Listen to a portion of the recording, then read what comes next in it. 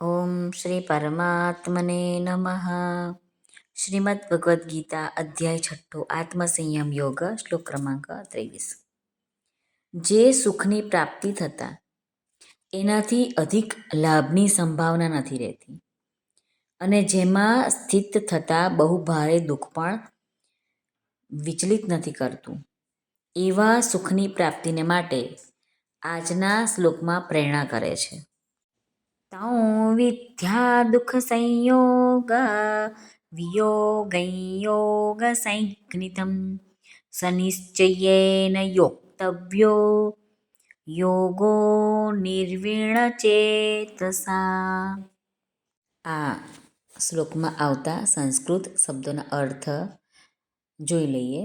દુઃખ સંયોગ એટલે જેમાં દુઃખોના, વિયોગમ એટલે સંયોગનો જ વિયોગ છે, તમ એટલે એને, યોગ સંજ્ઞિતમ એટલે યોગ નામથી, વિદ્યાત એટલે જાણવો, સહ એટલે તે, યોગ એટલે ધ્યાન યોગનો અભ્યાસ, અનિર્વિણ એટલે ધૈર્યશીલ અને ઉત્સાહી, ચેતસા એટલે ચિત્તથી, નિશ્ચયેન એટલે નિશ્ચયપૂર્વક, યોક્તવ્ય એટલે કરવો જોઈએ. શ્રી ભગવાન અર્જુનને કહે છે, જેમાં રહીને મોટા દુઃખથી પણ વિચલિત થતો નથી, તે દુઃખ સંયોગના અભાવને યોગ નામે જાણવો, તે યોગનો નહીં કંટાળેલા ચિત્તથી નિશ્ચયપૂર્વક અભ્યાસ કરવો.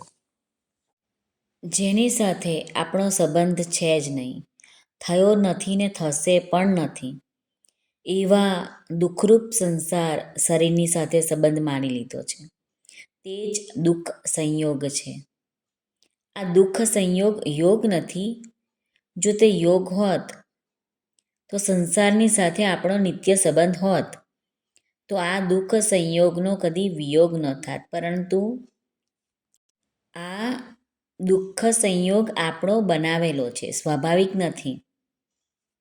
આમ જોવા જઈએ તો શરીર સંસારનો વિયોગ કરતાં જ સ્વાભાવિક યોગની પ્રાપ્તિ થઈ જાય છે.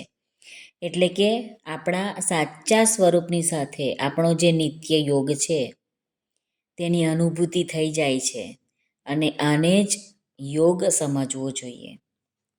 દુઃખરૂપી સંસારના સંયોગનો તો આરંભ અને અંત થતો રહે છે, પરંતુ નિત્ય યોગનો કદી આરંભ અને અંત થતો નથી.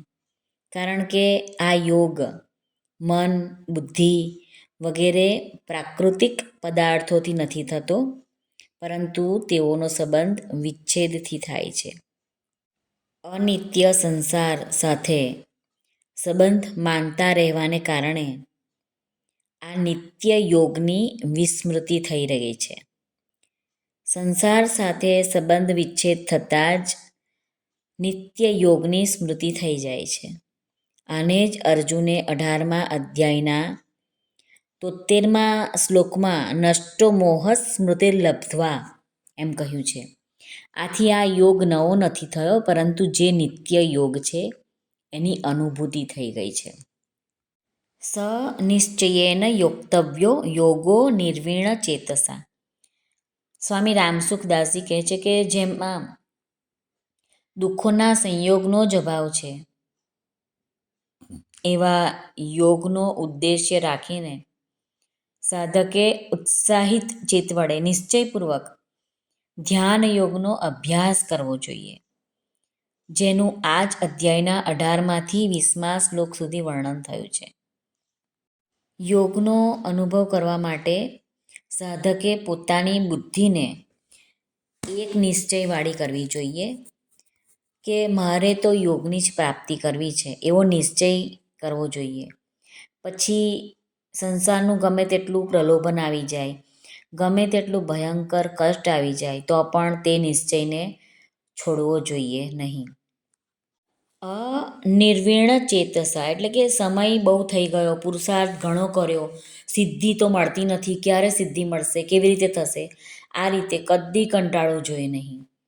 સાધકનો ભાવ એવો રહે છે કે ચાહે ગમે તેટલા વર્ષો થઈ કેમ નથી જતા, ગમે તેટલા જન્મો થઈ કેમ નથી જતા, કે ગમે તેટલા ભયંકરમાં ભયંકર દુઃખો કેમ નથી આવી જતા, તો પણ મારે તત્વને પ્રાપ્ત કરવું જ છે.